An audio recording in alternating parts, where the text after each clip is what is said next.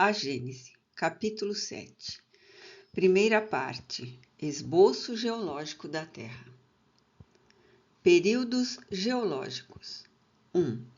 A Terra conserva em si os traços evidentes da sua formação. Acompanham-se-lhe as fases com precisão matemática nos diferentes terrenos que lhe constituem o arcabouço. O conjunto desses estudos forma a ciência chamada geologia, ciência nascida neste século XIX, e que projetou luz sobre a tão controvertida questão da origem do globo terreno e dos seres vivos que o habitam. Neste ponto, não há simples hipótese. Há o resultado rigoroso da observação dos fatos, e diante dos fatos, nenhuma dúvida se justifica. A história da formação da Terra está escrita nas camadas geológicas de maneira bem mais certa do que nos livros pré-concebidos, porque é a própria natureza que fala, que se põe a nu, e não a imaginação dos homens a criar sistemas. Desde que se notem traços de fogo, pode dizer-se com certeza que houve fogo ali. Onde se vejam os da água, pode-se dizer-se que a água ali esteve. Desde que se observem os de animais, pode dizer-se que viveram aí animais. A geologia é, pois, uma ciência toda de observação. Só tira deduções do que vê. Sobre os pontos duvidosos, nada afirma. Não emite opiniões discutíveis, por esperar de observações mais completas a solução procurada. Sem as descobertas da geologia, como sem as da astronomia, a gênese do mundo ainda estaria nas trevas da lenda. Graças a elas, o homem conhece hoje a história de sua habitação, tendo desmoronado para não mais tornar a erguer-se a estrutura de fábulas que lhe rodeavam o berço. 2. Em todos os terrenos onde existam valas, escavações naturais ou praticadas pelo homem, nota-se o que se chama estratificações, isto é, camadas superpostas. Os que apresentam essa disposição se designam pelo nome de terrenos estratificados. Essas camadas, de espessura que varia desde alguns centímetros até 100 metros e mais, se distinguem entre si pela cor, pela natureza das substâncias de que se compõem. Os trabalhos de arte, a perfuração de poços, a exploração de pedreiras e, sobretudo, de minas, facultaram observá-las até grande profundidade. 3. São, em geral, homogêneas as camadas, isto é, cada uma constituída da mesma substância ou de substâncias diversas, mas que existiram juntas e formaram um todo compacto. A linha de separação que as isola umas das outras é sempre nitidamente sulcada, como nas fiadas de uma construção.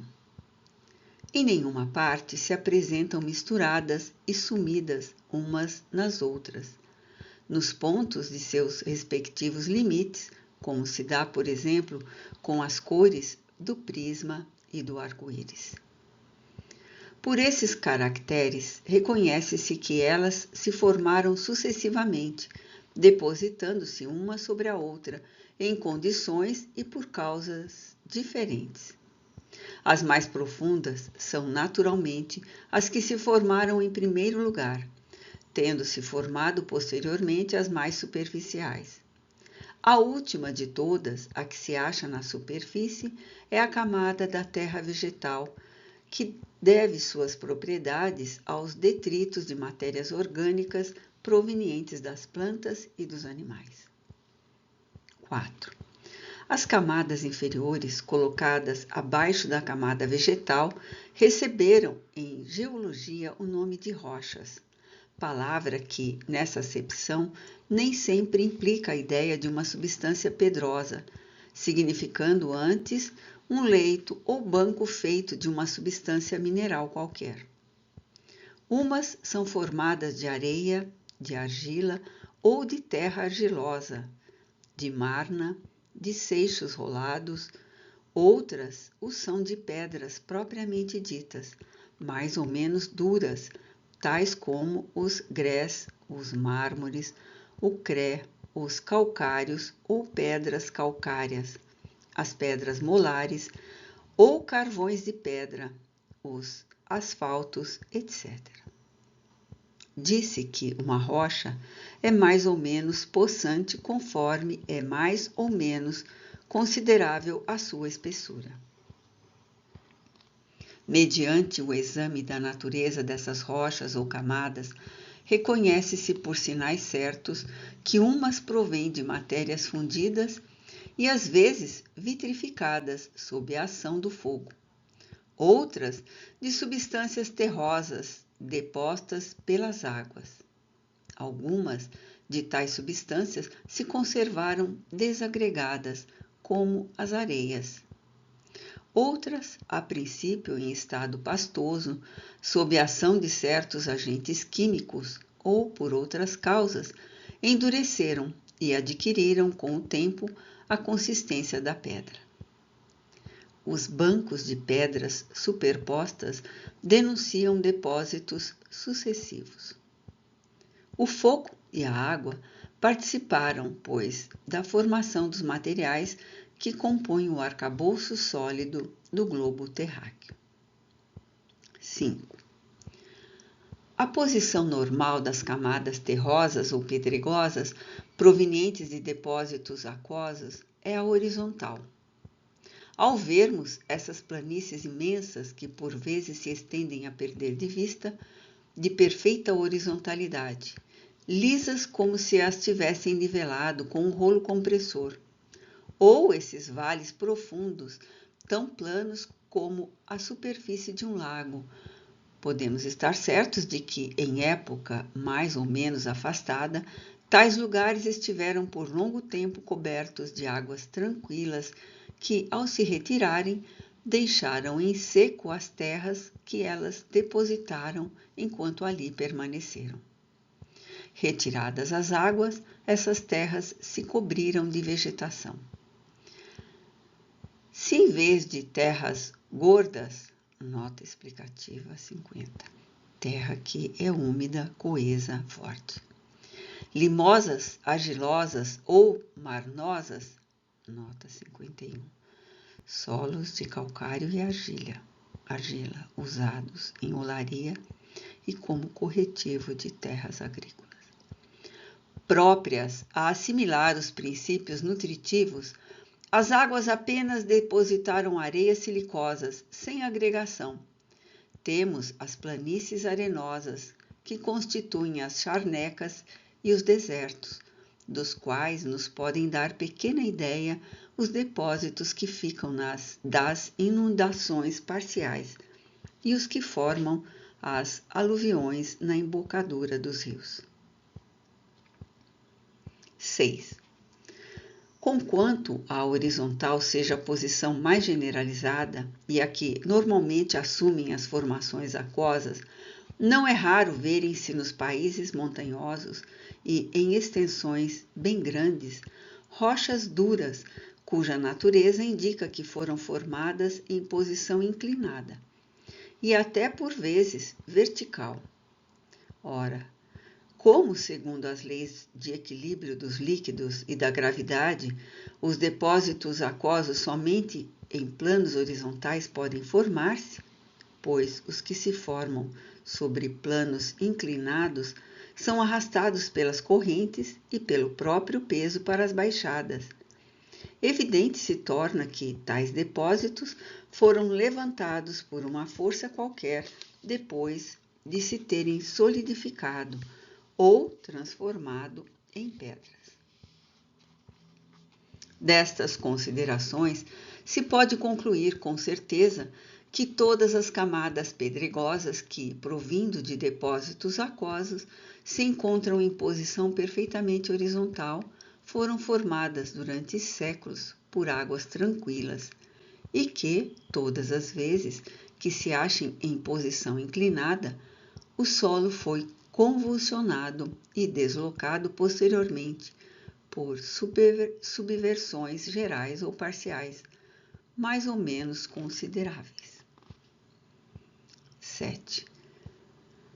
Um fato característico e da mais alta importância pelo testemunho irrecusável que oferece consiste no existirem em quantidades enormes despojos fósseis de animais e vegetais dentro das diferentes camadas.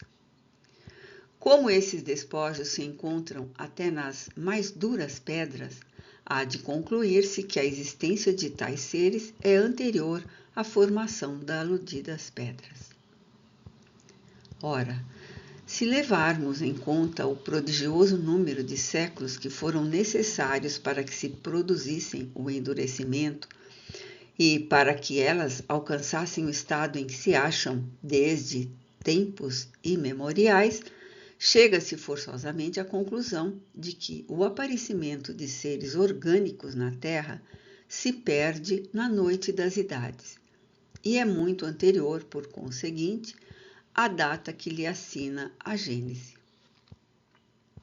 Nota de Allan Kardec, 52.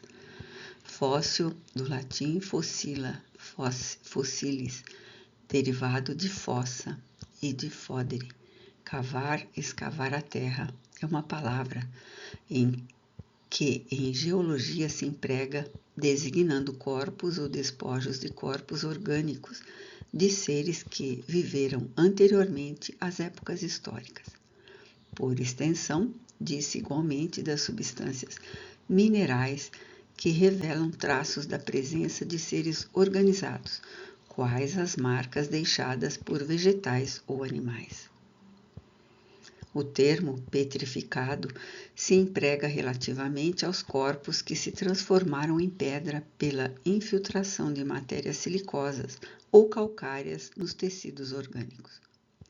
Todas as petrificações necessariamente são fósseis, mas nem todos os fósseis são petrificações. Nos objetos que se revestem de uma camada pedregosa, quando mergulhados em certas águas carregadas de substâncias calcárias, como as do regato de Saint-Hélier, perto de Clermont, no Auvergne, França, não são petrificações propriamente ditas, porém simples incrustações. Os monumentos, inscrições e objetos produzidos por fabricação humana, esses pertencem à arqueologia. Nota explicativa 53. Sabemos que as primeiras formas de vida, bactérias e algas azul-esverdeadas, surgiram há cerca de 3.500 milhões de anos e há 570 milhões de anos as plantas e os animais complexos começaram a se desenvolver. 8. Entre os despojos de vegetais e animais, alguns há que se mostram penetrados em todos os pontos de uma substância, sem que isso lhes alterasse a forma, de matérias silicosas ou calcárias que os transformaram em pedras, algumas das quais apresentam a dureza do mármore. São as petrificações propriamente ditas. Outros foram apenas envolvidos pela matéria no estado de flacidez. São encontrados intactos e alguns inteiros nas mais duras pedras. Outros, finalmente, apenas deixaram marcas, mas de uma nitidez e uma delicadeza perfeitas. No interior de certas pedras, encontraram-se até marcas de passos e pela forma do pé, dos dedos e das unhas, chegou-se a reconhecer a espécie animal a que pertenceram. 9. Os fósseis de animais absolutamente não contêm, e isso é fácil de conceber-se, senão as partes sólidas e resistentes, isto é, as ossaturas, as escamas e os cornos. São, não raro, esqueletos completos. As mais das vezes, no entanto, são apenas partes destacadas que a procedência facilmente se reconhece. Examinando-se uma queixada, um dente, logo se vê se pertencem a um animal herbívoro ou carnívoro. Como todas as partes do animal guardam necessária correlação, a forma da cabeça, de uma omoplata, de um osso da perna, de um pé, basta para determinar o porte, a forma geral, o gênero de vida do animal. Nota de Allan Kardec, 54. No ponto de aqui, Georges Cuvier, 1769-1832, zoólogo e paleontólogo francês, levou a ciência paleontológica. Um só osso basta frequentemente para determinar o gênero, a espécie, a forma de um animal, seus hábitos e para o reconstruir todo inteiro. Os animais terrestres têm uma organização que não permite sejam confundidos com os animais aquáticos. São extremamente numerosos os peixes e os moluscos testáceos fósseis. Só estes últimos formam, às vezes, bancos inteiros de grande espessura. Pela natureza deles, verifica-se sem dificuldade se são animais marinhos ou de água doce. 10. Os seixos rolados, que em certos lugares formam rochas formidáveis, constituem inequívoco indício de origem deles. São arredondados como os calhaus de beira-mar, sinal certo do atrito que sofreram por efeito das águas. As regiões onde eles se encontram enterrados em massas consideráveis foram incontestavelmente ocupadas pelo oceano ou, durante longo tempo, por outras águas movediças ou violentamente agitadas. 11. Além disso, os terrenos das diversas formações se caracterizam pela natureza mesma dos fósseis que encerram. As mais antigas contêm espécies animais ou vegetais que desapareceram inteiramente da superfície do planeta. Também desapareceram algumas espécies mais recentes. Conservaram-se, porém, outras análogas, que apenas diferem daquelas pelo porte e por alguns matizes de forma. Outras, finalmente, cujos últimos representantes ainda vemos, tendem, evidentemente, a desaparecer em futuro mais ou menos próximo, tais como os elefantes, os rinocerontes, os hipopótamos, etc. Assim, à medida que as camadas terrestres se aproximam da nossa época, as espécies animais e vegetais também se aproximam das que hoje existem. As perturbações, os cataclismos que se produziram na Terra desde a sua origem, lhe mudaram as condições de aptidão para entretenimento da vida e fizeram desaparecessem gerações inteiras de seres vivos. 12. Interrogando-se a natureza das camadas geológicas, vem-se a saber, de modo mais positivo, se na época de sua formação, a região onde elas se apresentam era ocupada pelo mar, pelos lagos ou por florestas e planícies povoadas de animais terrestres. Conseguintemente, se numa mesma região se encontra uma série de camadas superpostas, contendo alternativamente fósseis marinhos, terrestres e de água doce, muitas vezes repetidas, constitui esse fato prova irrecusável de que essa região foi, muitas vezes, invadida pelo mar, coberta de lagos e posta a seco. E quantos séculos de séculos, certamente quantos milhares de séculos, talvez não foram precisos para que cada período se completasse. Que força poderosa não foi necessária para deslocar e recolocar o oceano, levantar montanhas. Por quantas revoluções físicas, comoções violentas não teve a Terra de passar antes de ser qual a vemos desde os tempos históricos? E querer-se que tudo isso fosse obra executada em menos tempo do que o que leva uma planta para germinar. 13. O estudo das camadas geológicas atesta, como já se disse, formações sucessivas que mudaram o aspecto do globo e lhe dividem a história em muitas épocas, que constituem os chamados períodos geológicos, cujo conhecimento é essencial para a determinação da gênese. São em número de 6 os principais, designados pelos nomes de períodos primário, de transição, secundário, terciário, diluviano, pós-diluviano ou atual. Os terrenos formados durante cada período também se chamam terrenos primitivos, de transição, secundários, etc. Disse, pois, que tal ou tal camada ou rocha, tal ou tal fóssil, se encontram nos terrenos de tal ou tal período. 14.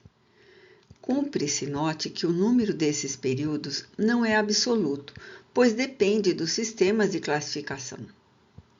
Nos 6 principais mencionados acima, só se compreendem os que estão assinalados por uma mudança notável e geral no estado do planeta. Mas a observação prova que muitas formações sucessivas se operaram, enquanto durou cada um deles. Por isso é que são divididos em 6 períodos caracterizados pela natureza dos terrenos e que elevam a 26 o número das formações gerais bem assinaladas, sem contar os que provêm de modificações devidas a causas puramente locais. Estado primitivo do globo. Nota explicativa 55. Na escala do termo geológico moderno, corresponde ao início da era pré-cambriana. 15. O achatamento dos polos e outros fatos concludentes são indícios certos de que o estado da Terra, na sua origem, deve ter sido de fluidez ou de flacidez, estado esse oriundo de se achar a matéria ou liquefeita pela ação do fogo ou diluída da água. Costuma-se dizer proverbialmente, não há fumaça sem fogo. Rigorosamente verdadeira, esta sentença constitui uma aplicação do princípio, não há efeito sem causa. Pela mesma razão, pode-se dizer, não há fogo sem um foco. Ora, pelos fatos que se passam sob as nossas vistas, não é apenas fumaça o que se produz na Terra, mas fogo bastante real, que há de ter um foco. Vindo esse fogo do interior do planeta e não do alto, o foco lhe há de estar no interior, e como o fogo é permanente, o foco também o há de ser. O calor, cujo aumento é progressivo à medida que se penetra no interior da Terra e que, a certa profundidade, chega a uma temperatura altíssima, as fontes térmicas, tanto mais quentes quanto mais profunda, lhes está a nascente. Os fogos e as massas de matéria fundida, esbraseada, que os vulcões vomitam, como por vastos respiradouros ou pelas fendas que alguns tremores de terra abrem, não deixam dúvida sobre a existência de um fogo interior. 16. A experiência demonstra que a temperatura se eleva de 1 grau a cada 30 metros de profundidade, donde se segue que a uma profundidade de 300 metros, o aumento é de 10 graus. A 3.000 metros, de 100 graus. Temperatura da água a ferver. A 30.000 metros, ou seja, 7 ou 8 léguas, de 1.000 graus. A 25 léguas, de mais de 3.300 graus. Temperatura a que nenhuma matéria conhecida resiste à fusão. Daí ao centro, ainda há um espaço de mais de 1.400 léguas, ou 2.800 léguas em diâmetro, espaço que seria ocupado por matérias fundidas. Conquanto não haja aí mais do que uma conjetura, julgando da causa pelo efeito, tem ela todos os caracteres da probabilidade e leva à conclusão de que a Terra ainda é uma massa incandescente recoberta de uma crosta sólida de espessura de 25 léguas no máximo, o que é apenas a 100ª parte do seu diâmetro. Proporcionalmente, seria muito menos do que a espessura da mais delgada casca de laranja. Aliás, é muito variável a espessura da crosta terrestre, porquanto há zonas, sobretudo nos terrenos vulcânicos, onde o calor e a flexibilidade do solo indicam que ela é pouco considerável. A elevada temperatura das águas termais constitui igualmente indício de proximidade do foco central. Nota explicativa 56. Estima-se que a espessura da crosta seja de 6 km no leito dos oceanos e 40 km na crosta continental. 17. Assim sendo, evidente se torna que o primitivo estado de fluidez ou de flacidez da Terra há de ter tido como causa a ação do calor e não a da água. Em sua origem, pois a Terra era uma massa incandescente. Em virtude da irradiação do calórico, nota explicativa 57. Teoria calórica é uma teoria obsoleta que supunha a existência de um fluido invisível e inodoro chamado calórico, que todos os corpos conteriam em quantidades determinadas em sua composição. Era considerado causador das alterações de temperatura até metade do século XIX.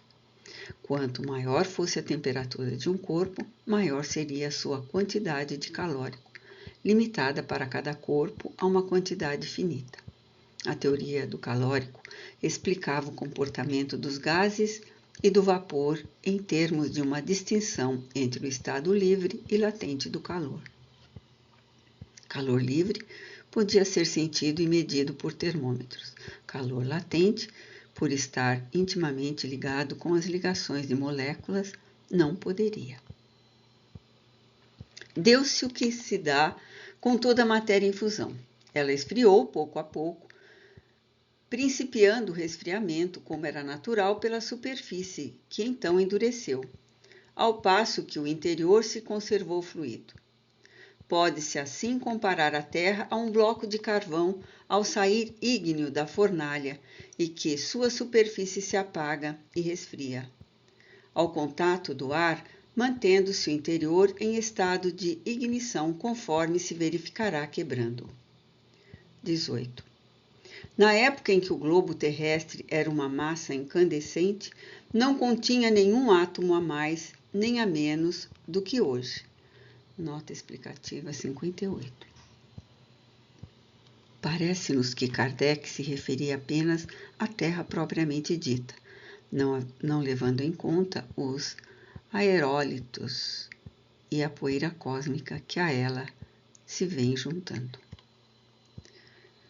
Apenas sob a influência da alta temperatura, a maior parte das substâncias que a compõem e que vemos sob a forma de líquidos ou de sólidos, de terras, de pedras, de metais e de cristais, se achavam em estado muito diferente. Sofreram unicamente uma transformação. Em consequência do resfriamento, os elementos formaram novas combinações. O ar enormemente dilatado, de certo se estendia a uma distância imensa. Toda a água, forçosamente transformada em vapor, se encontrava misturada com o ar.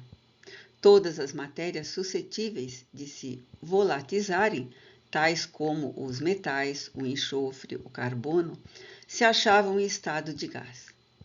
O da atmosfera nada tinha, portanto, de comparável ao que é hoje.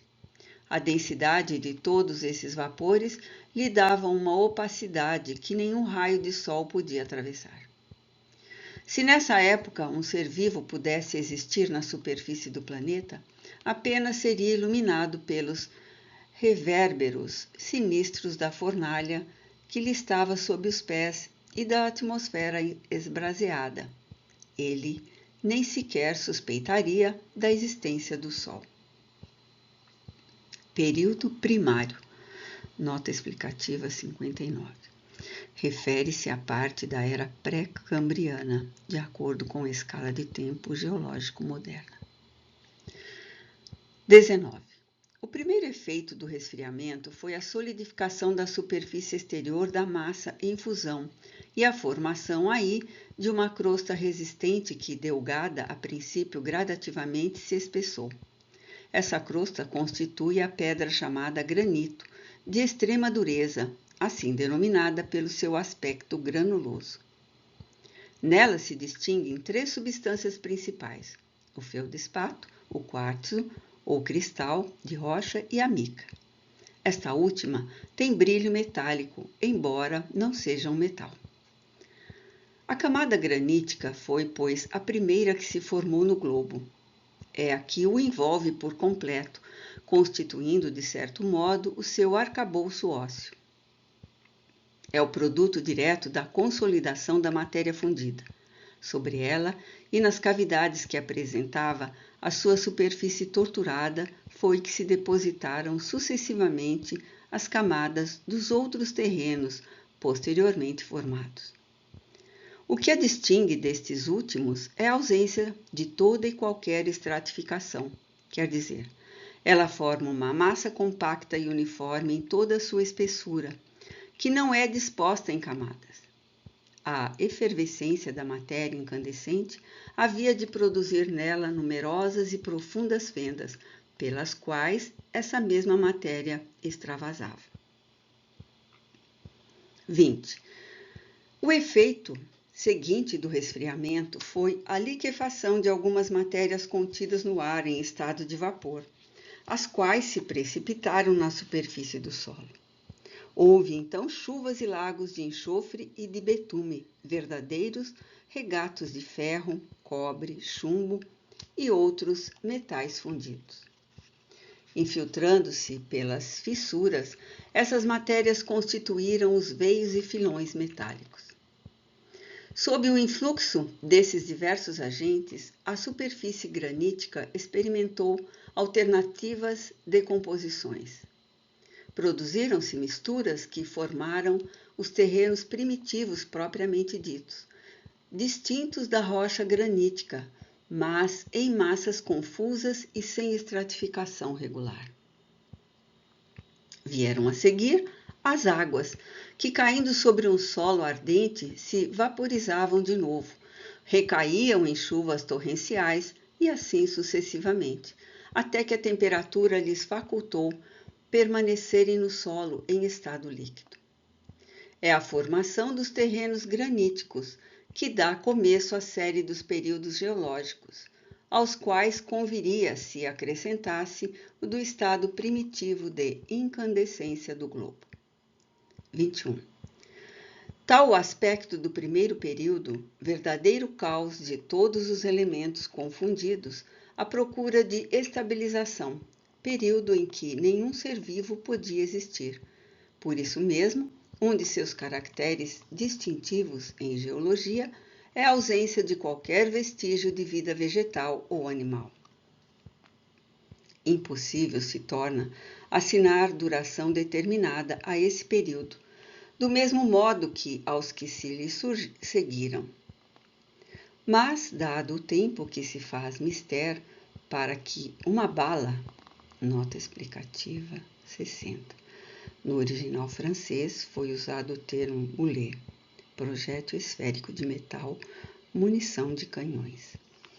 De determinado volume, aquecida até o branco, se resfrie na superfície, ao ponto de permitir que uma gota de água possa sobre ela permanecer em estado líquido. Calculou-se que essa bala tivesse o tamanho da Terra. Necessários seriam mais de 1 milhão de anos. Período de transição. Nota explicativa 61. Refere-se à maior parte da era pré-cambriana e toda a era paleozoica atuais. 22. No começo do período de transição, ainda pequena era a espessura da sólida crosta granítica, que, portanto, resistência muito fraca oferecia à efervescência das matérias enfogadas que ela cobria e comprimia. Produziam-se, pois, intumescências, despedaçamentos numerosos por onde se escapava a lava interior. O solo apresentava desigualdades pouco consideráveis. As águas, pouco profundas, cobriam quase toda a superfície do globo, com exceção das partes soerguidas, que, formando terrenos baixos, eram frequentemente alagados. O ar gradativamente se purgara das matérias mais pesadas, temporariamente em estado gasoso, as quais, condensando-se por efeito do resfriamento, se haviam precipitado na superfície do solo, sendo depois arrastadas e dissolvidas pelas águas. Quando se fala de resfriamento naquela época, deve-se entender essa palavra em sentido relativo, isto é, em relação ao estado primitivo, porquanto a temperatura ainda havia de ser ardente. Os espessos vapores aquosos que se elevavam de todos os lados da imensa superfície líquida recaíam em chuvas copiosas e quentes que obscureciam o ar. Entretanto, os raios do sol começavam a aparecer através dessa atmosfera brumosa. Uma das últimas substâncias de que o ar teve de expurgar-se, por ser gasoso seu estado natural, foi o ácido carbônico, então um dos seus componentes. 23. Por essa época, entraram a formar-se as camadas de terrenos de sedimento, depositadas pelas águas carregadas de limo e de matérias diversas, apropriadas à vida orgânica. Surgem aí os primeiros seres vivos do reino vegetal e do reino animal. Deles se encontram vestígios, a princípio em número reduzido, porém depois cada vez mais frequentes, à medida que se vai passando as camadas mais elevadas dessa formação.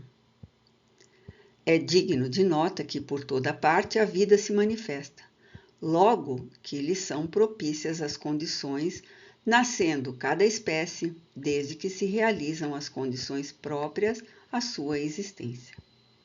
24.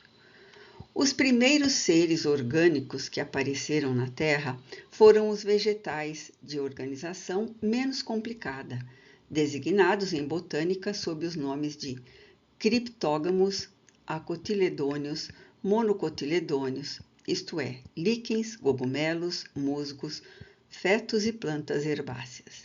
Nota explicativa 62. Atualmente se sabe que os primeiros seres vivos eram unicelulares, bactérias muito primitivas e desprovidas de núcleos.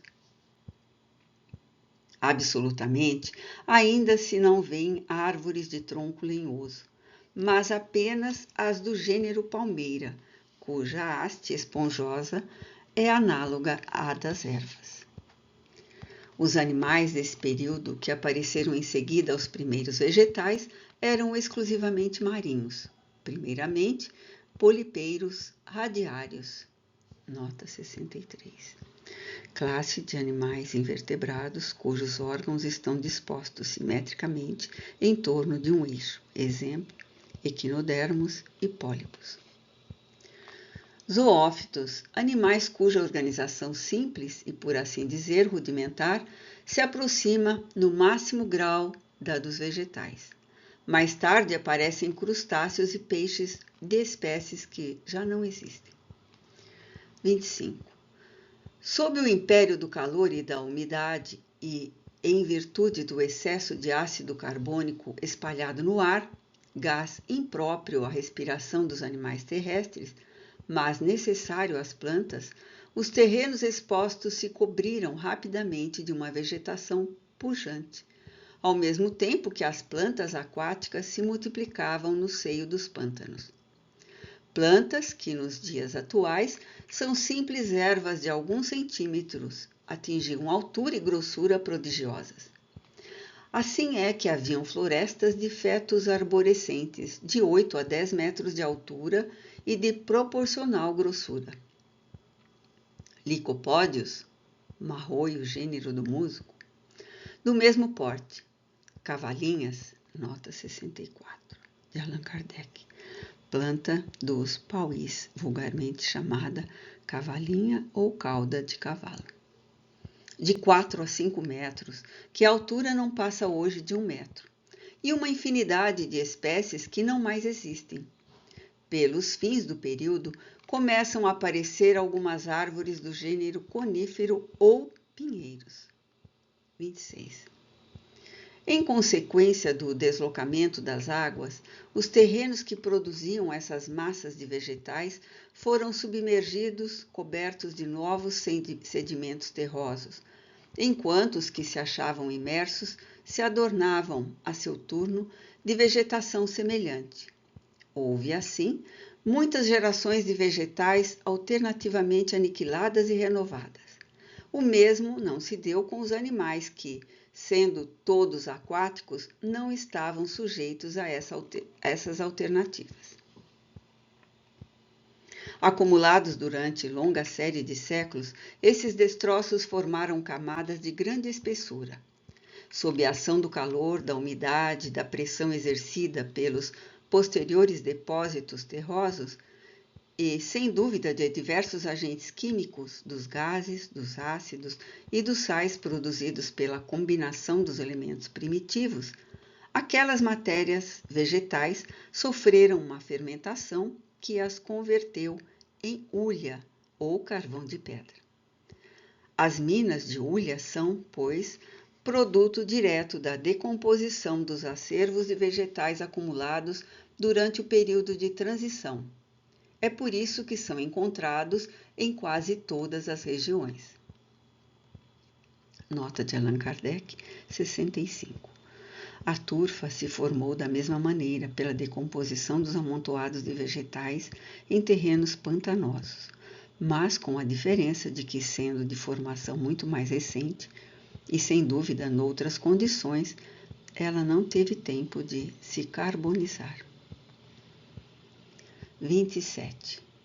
Os restos fósseis da pungente vegetação dessa época, achando-se hoje sob os gelos das terras polares, tanto quanto na zona tórrida, segue-se que, uma vez que a vegetação era uniforme, também a temperatura o havia de ser. Os polos, portanto, não se achavam cobertos de gelo como agora. É que então a Terra tirava de si mesma o calor do fogo central, que aquecia de igual modo toda a camada sólida, ainda pouco espessa. Esse calor era superior de muito ao que podia provir dos raios solares, enfraquecidos, ademais, pela densidade da atmosfera. Só mais tarde, quando a ação do calor central se tornou muito fraca ou nula sobre a superfície exterior do globo, a do Sol passou a preponderar e as regiões polares, que apenas recebiam raios oblíquos, portadores de pequena quantidade de calor, se cobriram de gelo. Compreende-se que na época de que falamos, e ainda muito tempo depois, o gelo era desconhecido na Terra. Deve ter sido muito longo esse período, a julgar pelo número e pela espessura das camadas de hulha. Nota de Allan Kardec, 66.